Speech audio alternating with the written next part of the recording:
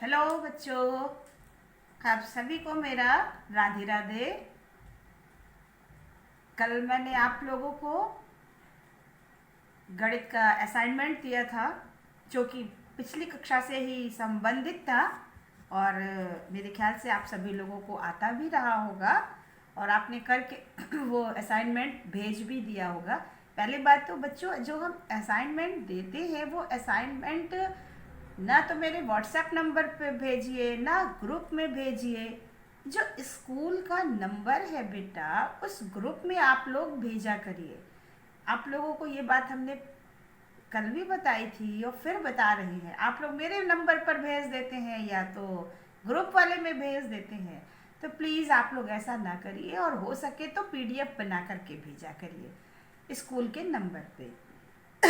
तो चलिए, परिमेय संख्या के बारे में थोड़ी सी जानकारी, पिछली जानकारी हम आपको दे देते हैं। उसके बाद हम जो है इससे संबंधित आपको सवाल कराएंगे। परिमेय संख्या, जिसके बारे में कक्षा 7 में आप लोगों ने पढ़ा था कि परिमेय संख्या किसको कहते हैं। एक ऐसी संख्या जिसे P अपॉन Q के रूप में लिखा जा सके, जहां Q does not equal to 0 हो। तो ऐसी संख्या को परिमेय संख्या कहते हैं। राइटिंग आप लोगों को समझ में आ रही होगी। परिमेय संख्या कहते हैं, जैसे -3/4, 2/7, 1/8, -2/9, ये सारी संख्याएं परिमेय संख्या है। देखिए, क्योंकि ये P अपॉन Q के रूप में लिखी गई है, इसलिए जितने भी प्राकृतिक संख्याएं हैं, जितनी भी पूर्ण संख्याएं हैं और जितने भी पूर्णांक हैं, ये सभी परिमेय संख्या होती हैं। क्योंकि प्राकृतिक संख्या, पूर्ण संख्या या पूर्णांक को आप कहेंगी परिमेय संख्या कैसे बना सकते हैं, तो पिछले क्लास में हमने आपको बताया था कि कोई भी, जैसे ये आपकी प्राकृतिक संख्या 3, 9, 11, 5 है। अब इस समय ये परिमेय संख्या नहीं है, लेकिन इसे अगर परिमेय संख्या बनानी है तो हम इसके हर में एक, किसी भी संख्या के हर में अगर एक लिख दिया जाए तो उससे उस संख्या पर कोई फर्क नहीं पड़ता है। फर्क ये पड़ता है कि वो परिमेय संख्या बन जाती है। अब ये सारी संख्या देखिए परिमेय संख्या बन गई। उसी तरह से पूर्णांक मान लीजिए -3 है, -7 है, 6 है, 2 है, ऋणात्मक पूर्णांक भी है, धनात्मक पूर्णांक भी है। अभी ये परिमेय संख्या नहीं है, लेकिन जब हम इसके हर में एक लिख देते हैं तब ये परिमेय संख्या बन जाती है। अब देखिए, ये सारी परिमेय संख्या बन गई। तो सारी पूर्णांक, सारी प्राकृतिक संख्याएं और सारी पूर्ण संख्याएं परिमेय संख्या होती हैं। अब प्रश्न उठता है कि परिमेय संख्या और भिन्न में क्या अंतर है। पहली बात तो भिन्न किसको कहते, किसको है। देखिए, भिन्न फ्रैक्शन जिसको बोलते हैं, भिन्न भी जो है वो P अपॉन Q के रूप में लिखी जाती है। ये संख्याएं भी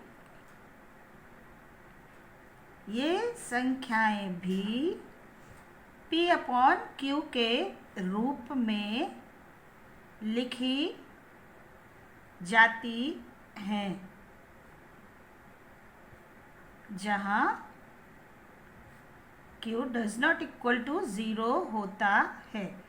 तो अब प्रश्न ये उठता है कि जब परिमेय संख्या भी पी अपॉन क्यू के रूप में लिखी जाती है, जहाँ Q does not equal to 0 है, भिन्न भी पी अपॉन क्यू के रूप में लिखी जाती है जहाँ Q does not equal to 0 होता है, तो दोनों में अंतर क्या है?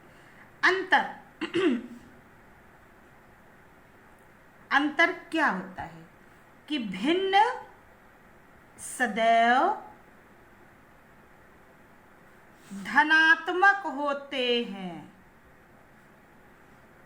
भिन्न सदैव धनात्मक होते हैं, जबकि परिमेय संख्या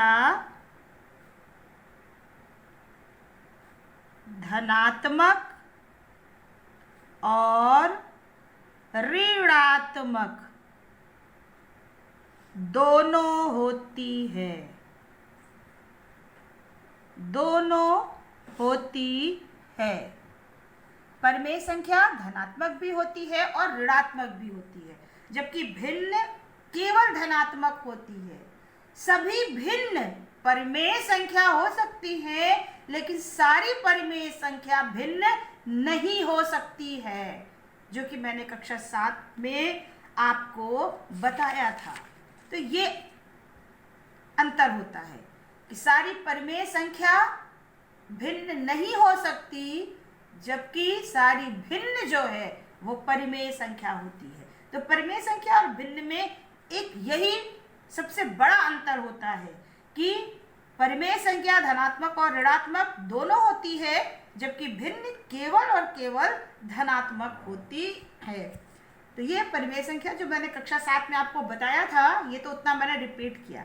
अब परिमेय संख्याओं को जोड़ना, घटाना, गुणा और भाग, अब हम आपको ये बताते हैं।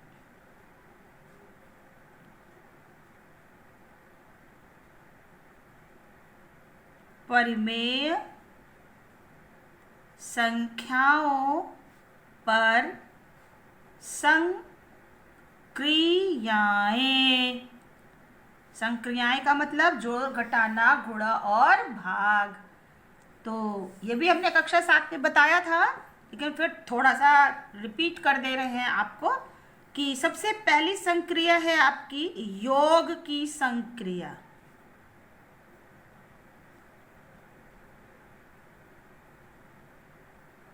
योग यानी दो परिमेय संख्याओं को कैसे जोड़ा जाता है, इसकी भी दो स्थिति है।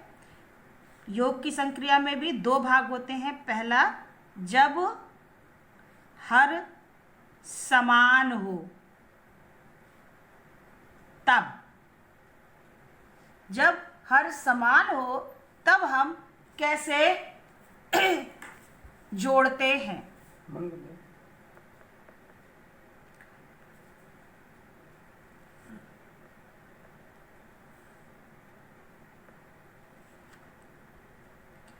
जब हर समान हो तब जो है कैसे जोड़ते। सपोज मान लीजिए मेरे पास एक परिमेय संख्या 3/5 हो और दूसरी 11/5 हो, तब हम इसे कैसे जोड़ेंगे।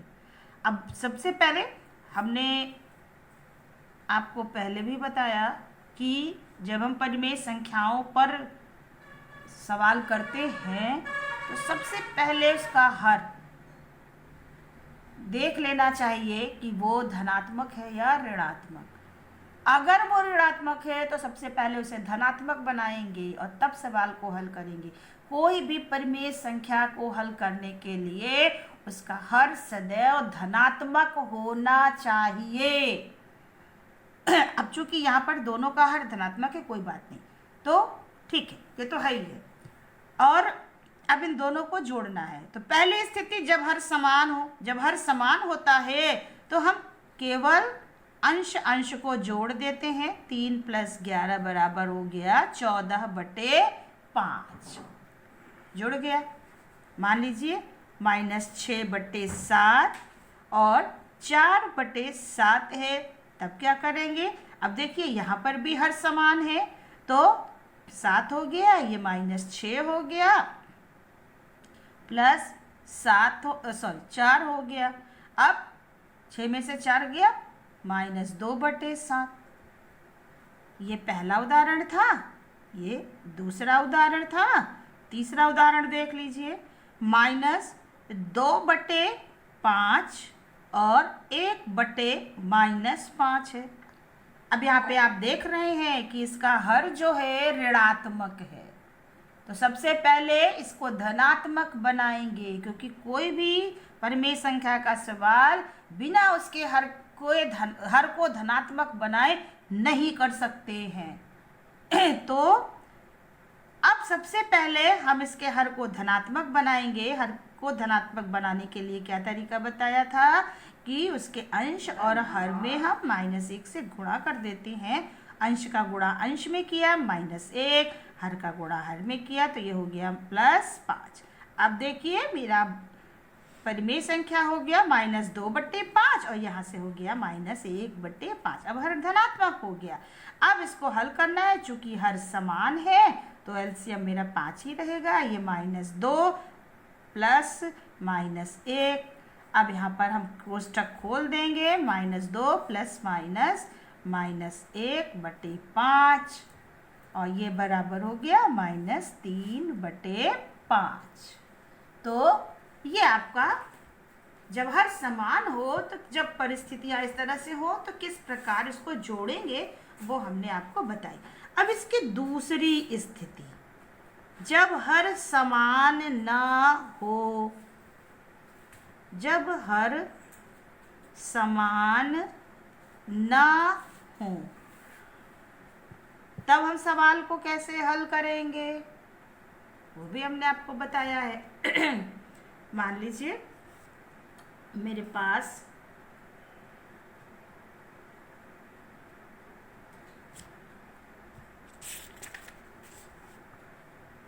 पहला सवाल देखिए, 1/4 तथा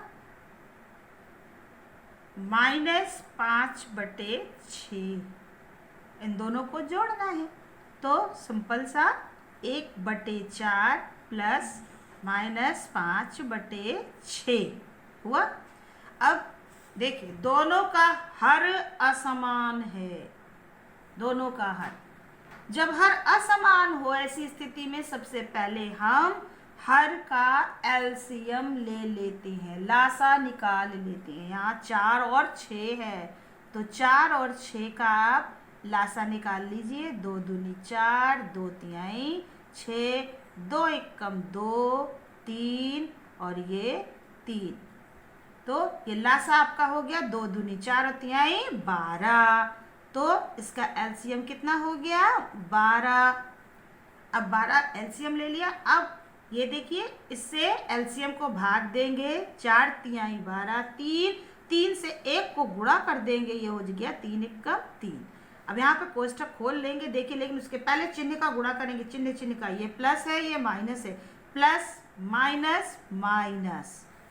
अब फिर 6 से 12 को भाग देंगे, 6 दूनी 12 और 2 से 5 को गुणा करेंगे, 2 पंजे 10, ये हो गया। अब इसको सॉल्व करेंगे, 10 में से 3 गया 7, चूंकि 10 बड़ा है इसलिए इसके साथ माइनस चिन्ह लगा है, हम माइनस का चिन्ह लगाएंगे, तो ये हो गया -7/12। तो जब हर समान ना हो तब हमें एलसीएम लेना पड़ता है। दूसरा एक उदाहरण और देख लीजिए, शायद आपको अच्छे से समझ में आ जाएगा। Suppose 2/15 plus 2/15 plus 9/-10। अब यहाँ पर आप देखिए हर तो असमान है ही, लेकिन उसके अलावा और क्या है कि इस परिमेय संख्या का जो हर है वो ऋणात्मक है। तो सबसे पहले हम इसे धनात्मक बनाएंगे। तो धनात्मक बनाने के लिए हम इसके अंश और हर में गुणा करेंगे, तो ये हो जाएगा -9 और +10, माइनस माइनस प्लस और प्लस माइनस माइनस 9/10। तो अब मेरे पास परिमेय संख्या हो गई 2/15 15। अब मेरे पास परिमेय संख्या हो गई 2/15 और प्लस माइनस 9/10 हुई। अब हम देख रहे हैं, पहले आप कोष्ठक खोल लीजिए, सिंपल सा, आपको करने में आसानी रहेगी। 2/15 प्लस माइनस 9/10। अब हर असमान है, असमान होने की स्थिति में 15 और 10 का हमें लासा लेना पड़ेगा। 15 और 10 का, तो ये 2 से नहीं जाएगा, 2 पंजे 10, 3 से जाएगा, 3 पचे 15, सॉरी 5, और फिर ये 5 से जाएगा, 5 एकम 5, 5 एकम 5, तो लासा हो गया 5 3 15 दूनी 30। ये हमने लिख लिया लासा 30। अब उसी तरह से 15 से 30 को भाग देंगे 2 बार, और 2 दूनी 4, प्लस माइनस माइनस 10 तिहाई 30 और 3 नवा 27। आप 27 में से 4 को घटा देंगे, हो जाएगा 23। लेकिन और 27 बड़ा है, इसलिए इसके साथ माइनस है, माइनस लगाएंगे, -23/30। तो हर असमान होने की स्थिति में कैसे परिमेय संख्याओं को जोड़ा जाता है वो हमने आपको बताया। एक चीज हम आपको और बताना चाहते हैं, मेन चीज जो है मानक परिमेय संख्या। ये हम क्यों बता रहे हैं? इसलिए बता रहे हैं बेटा कि परिमेय संख्या के सवाल को जब हम हल करते हैं तो सबसे पहले किसी भी परिमेय संख्या को मानक परिमेय संख्या बना लें, उसके बाद फिर हम उससे सवाल करते हैं, तो सवाल में गलतियों की संभावना न के बराबर होती है और सही तरीका वही होता है। अब मानक परिमेय संख्या, कोई भी परिमेय संख्या को मानक परिमेय संख्या कैसे बनाया जाता है? मानक परिमेय संख्या किसे कहते हैं? वह परिमेय संख्या जिसका हर सदैव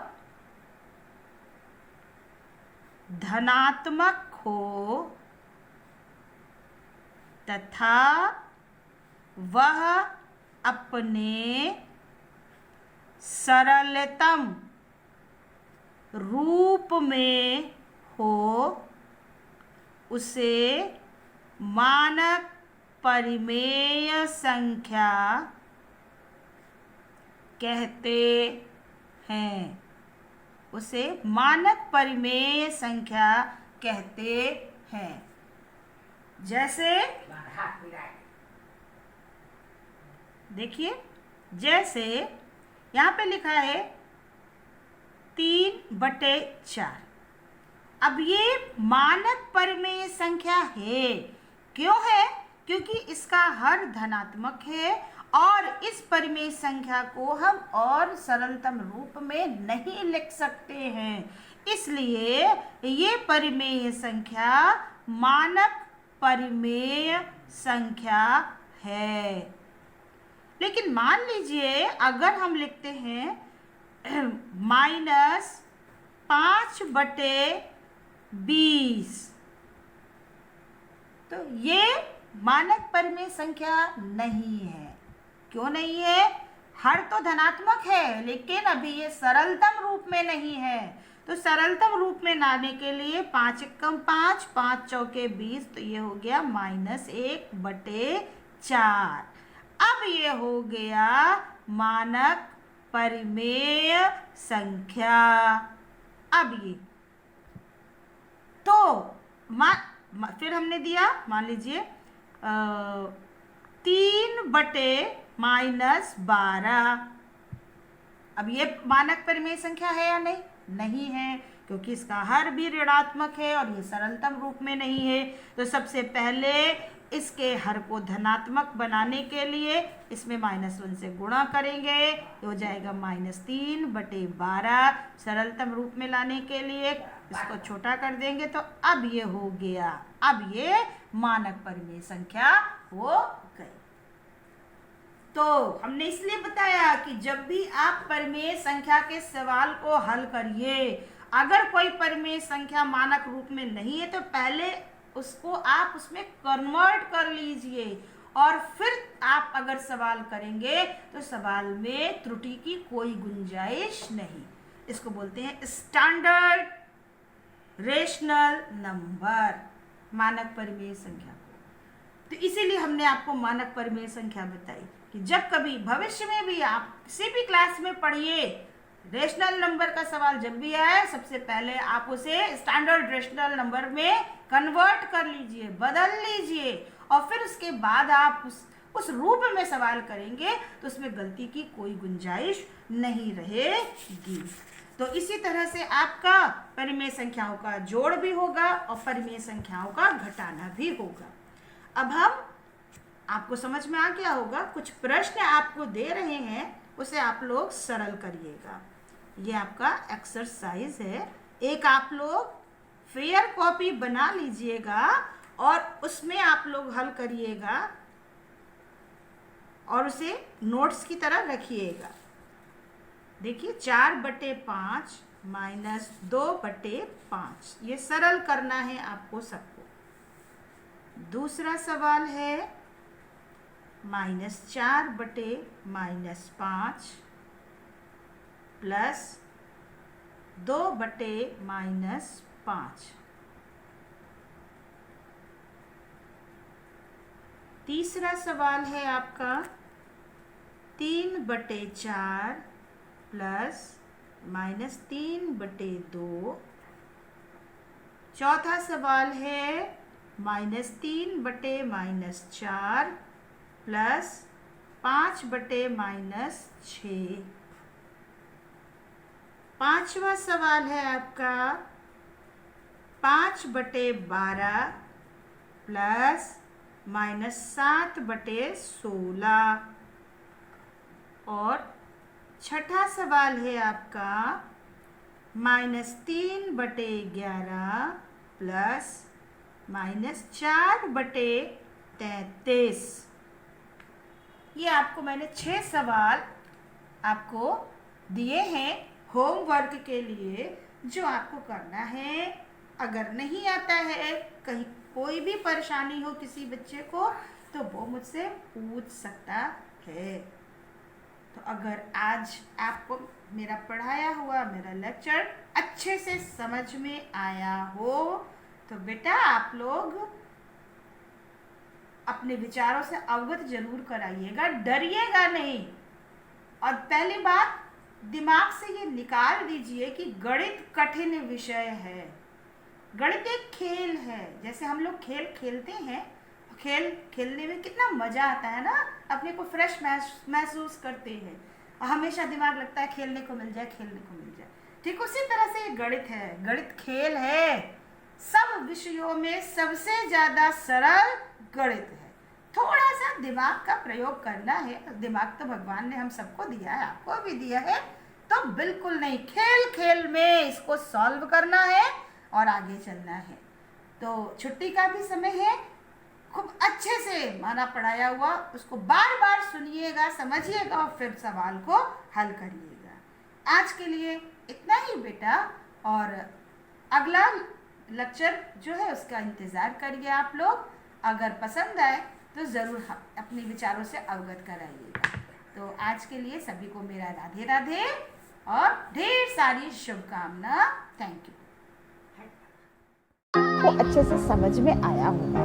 यदि आपको मेरा लेक्चर पसंद आया हो बच्चों, तो इसे लाइक करिए, ढेर सारा शेयर करिए और मेरे चैनल को सब्सक्राइब करना मत भूलिए।